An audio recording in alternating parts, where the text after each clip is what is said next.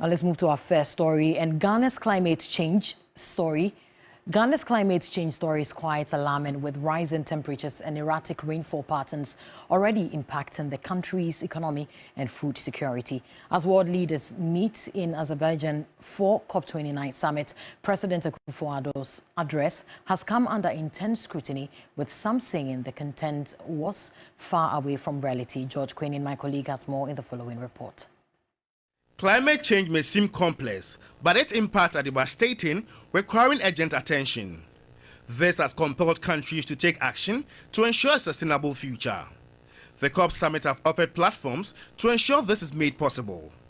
From one leader to the other, policies are outlined on how best to mitigate its effect in their respective countries. Nana Akufo-Addo was one of them. We have made strides. The Green Ghana project has planted 50 million trees, and forest restoration efforts have covered 721,000 hectares since 2017, when I came to office. 13 mitigation actions have cut annual greenhouse gas emissions by 43% since 2021. Although climate strategist Chibize Ezekiel admits some of these strides, he concluded that the impact of illegal mining, popularly referred to as galamsey, derails all gains made. I think COP, if I compare the benefits and negatives, I think that it's more like a talk shop. So what it means is that for 29 years, we are still talking, and yet climate change is still happening. It's become like business as usual.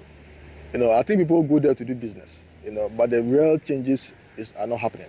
He encouraged citizens to adopt some green projects in their housing and transportation plans. As a nation, we are making some strides in combating climate change, as remarked by the president at the ongoing COP29 in Azerbaijan. A potential solution is by checking emissions of vehicles, and so the Ghana National Electric Vehicle Policy comes in handy. But the big question is, do we have the requisite infrastructure for this? A bigger challenge using electric vehicles is the limited access to charging ports, which casts doubt about the feasibility of the Ghana National Electric Vehicle Policy. Also, until government set an ad hoc committee against galamsey, green light was given to mining forest reserves, questioning government's effort in mitigating the impact of climate change. We have not been able to do enough as a nation, because looking at the cars that we use and then the environment, we are in November, we are supposed to experience the Harmattan, but here is the case that we feel like it rains, even though it's not supposed to. Looking at our climate these days, even morning, afternoon, evening, there's no cold, there's nothing, like the whole place is just hot.